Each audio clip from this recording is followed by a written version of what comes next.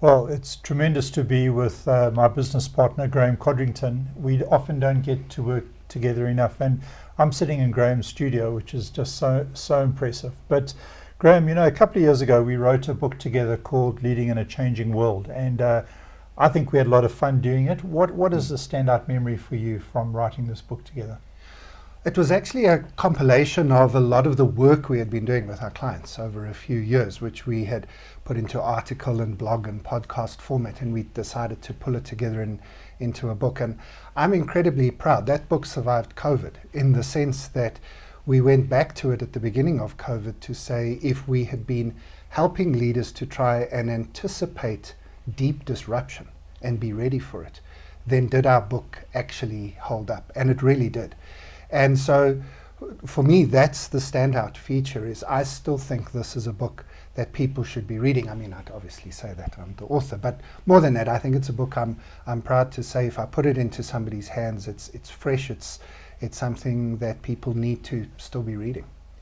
I think one of the things I'm proud about is that we have more questions in this book than pages. And, we talk a great deal about the need for leaders in particular to be asking better questions as a way of understanding disruption and getting ready for it. But we are now working on another book together. We must be crazy, but we're doing that. And that's not the title of the book. Although it'll be a good title. It'll be a good title. Maybe that's the next book. Must be crazy. We Must Be Crazy. It's probably the book after that. I think you've got a good idea there. But no, we're writing a book which, who knows what it'll be called after the publishers get hold of it. But right now we're thinking of it as Thinking Like a Futurist.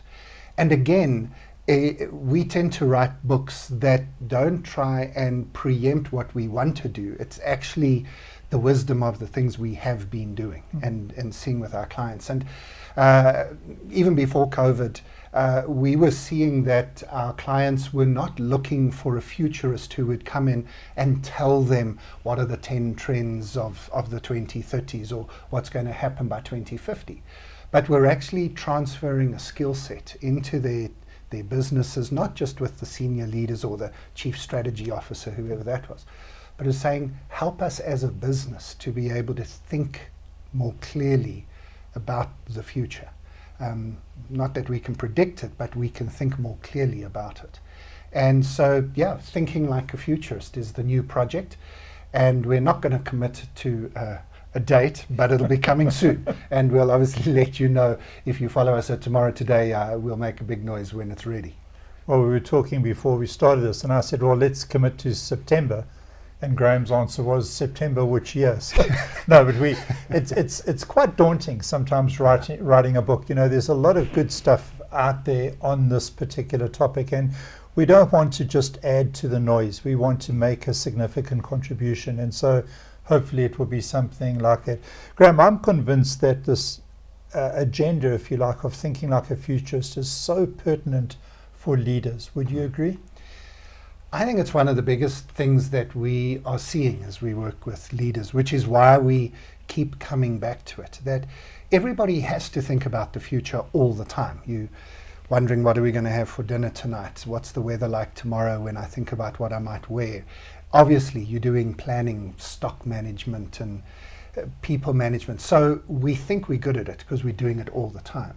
But when it actually comes down to it, those big decisions, especially in times of disruption, we just see a lot of our clients either retreating to what they already know, so they become maybe too conservative or even make damaging decisions, not just even conservative, but actually bad decisions.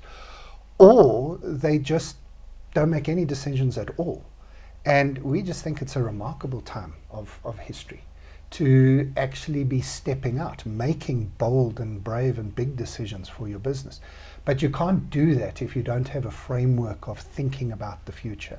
And maybe this is why I say we're not necessarily committed to the title yet, because I speak a lot about developing your strategic imagination, which I think is one of the key skill sets in that. Just your ability to imagine that the future is going to be different from the present. We say that, we believe it, but most business leaders that we work with don't actually live that.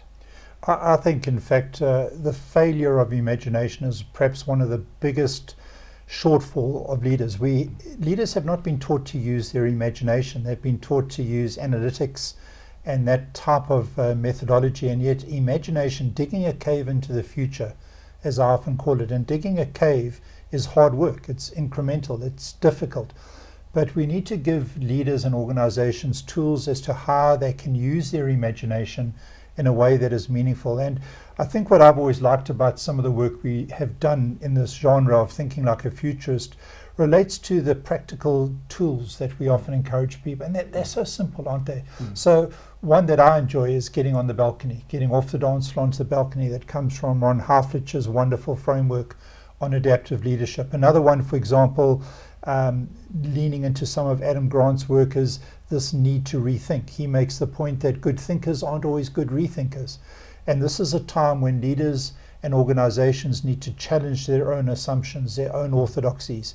So how do you develop the skill set to do that, and how do you rethink?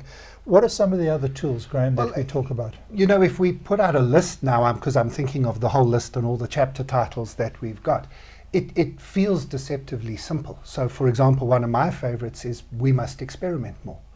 But the danger is, if you just look at chapter titles like Be More Curious, Ask Better Questions, and so on, or Experiment More, you might think, yeah, but we do all of that.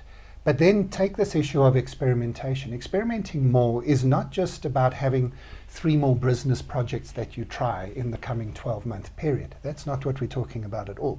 In fact, we'd argue that you should probably have 300 experiments before the end of this year. And that then, if you see that difference from 3 business projects versus 300 things that you try, you realize this is a different way of thinking. This is about giving your team permission to try something, see what happens.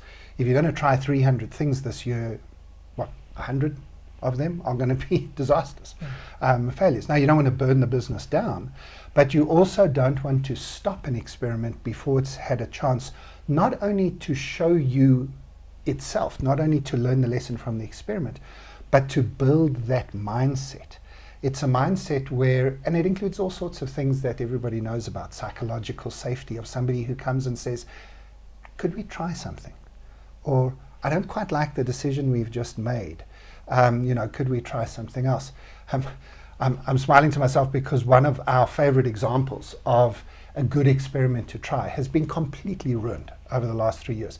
And that is, why don't you let a few people work from home? See what happens. That was a great example up until early 2020. We've got a few other ones, and we're going to put a few nice experiment examples into the book.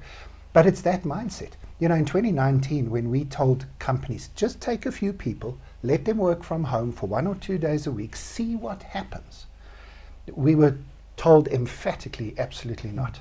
Can't be done. And so for me, it's less about the headline tools that we're talking about, and more about a massive shift in mindset. And that for me is what I'm actually very nervous about for leaders, which is why we're really putting this down onto paper, because we think leaders need to think this stuff through, but then actually do something with it. And Graeme, I think it's related to a timeline as well. I think, and I say this very cautiously, because for so many people out there, COVID has been traumatic and tragic. And so I don't want to talk about COVID as an opportunity, but if there is to be a silver lining in what the world experienced through the pandemic, it's the opportunity to rethink and reimagine how we do business and how we build organizations. And one of my concerns is that window is fast closing. There's a tremendous opportunity in the example you've just given with hybrid work scenarios to rethink how our organizations will cope with the challenges of the 21st century. And I think that now more than ever, we need to really be asking hard questions around what it means to work together. What is it we want to achieve? And how will we achieve that? And we can't afford to fall back into the lapses of the almost lazy thinking that governed prior to the pandemic, with what organizations were, how they operated, and what they looked like. And I think there's a window of opportunity here to reimagine and rethink how we work together. So this is the first time we've done a promo for this book that doesn't exist yet. It's in fragments and ideas and Google documents and all sorts of things. So we've committed now, and we will let you know when it's available. And if you've got any ideas, any examples, any stories that you can throw our way, if we say, what does it mean to think like a futurist? We welcome your contributions, even your questions, as we head into the final stages of putting this book together. And then hopefully coming to a good bookstore near you.